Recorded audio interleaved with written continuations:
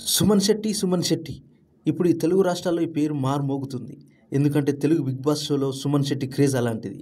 సుమన్ శెట్టి సినిమాలో నటించింది వేరు, తన నిజ జీవితమైన లైఫ్ వేరు.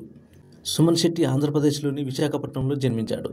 సుమారుగా తెలుగు, తమిళ భాషల్లో మొత్తం 70కి పైగా సినిమాల్లో నటించాడు. జైన్ సినిమాతో ఇండస్ట్రీకి ఎంట్రీ ఇచ్చాడు.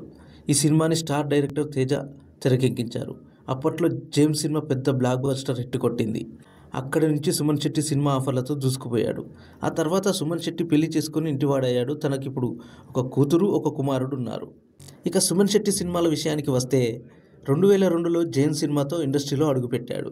అందులో హీరోగా నితిన్, హీరోయిన్గా సదా నటించిన సంగతి అందరికీ తెలిసిందే. తర్వాత 2004లో వచ్చిన 7 బృందావన్ కాలనీలో తన అద్భుతమైన నటనతో అదరగొట్టాడు. ఆ సినిమా కూడా పెద్ద హిట్ అయ్యింది. వెంకటేష్ మూవీ, ఆడవారి మాటలకు అర్థాలు వేరులే, గోపిచంద్ యజ్ఞం, అల్లు అర్జున్ హ్యాపీ మూవీస్లో కూడా నటించాడు. ఇక అక్కడి నుంచి సినిమాలు చేస్తూ తన లైఫ్ను సుమన్ శెట్టి లీడ్ చేశాడు. అయితే చాలా రోజుల తర్వాత సుమన్ శెట్టి టీవీలో కనిపించాడని చెప్పాలి. అది కూడా బిగ్ బాస్ షోతో అందరికీ సర్ప్రైజ్ చేశాడు. ఇక బిగ్ బాస్ సీజన్ 9లో అడుగుపెట్టిన సుమన్ శెట్టి మొత్తం 18 మంది కంటెస్ట్లో సుమన్ శెట్టి కూడా ఒకరు. తను నటించిన సినిమాల్లో కామెడీతో ఆడియన్స్ కడుపుబ్బా నవ్వించాడు. కానీ బిగ్ బాస్లో వచ్చాక తను చాలా సైలెంట్గా ఉండిపోయాడు. అయ్యో, బిగ్ బాస్ హౌస్ సుమన్ శెట్టికి సరిపోతున్న కామెంట్ నెట్టింట వైరల్ అయ్యాయి. ఇదంతా కాదనుకున్న సుమన్ శెట్టి ఒక్కసారిగా జూలు విదిల్చాడు.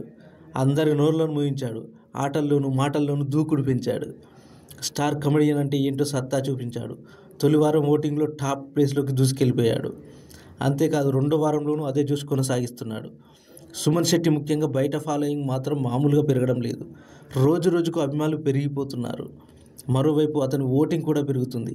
ఆడియన్స్ని కూడా నిరాశపరచకుండా సుమన్ శెట్టి కష్టపడుతున్నాడు.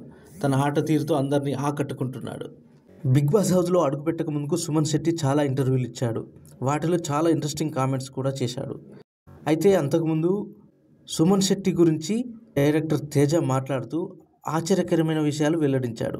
తేజ మాట్లాడుతూ, మీరు నాకు సినిమాల్లో అవకాశం ఇచ్చారు, మీ రుణం ఎలా తెచ్చుకోవాలని సుమన్ శెట్టి తేజాని అడిగాడట. అంత పెద్ద మాటలు ఇదంతా వద్దులే కానీ ఒక ఇల్లు కొనుక్కో సుమన్ శెట్టికి తేజ సూచించాడంట.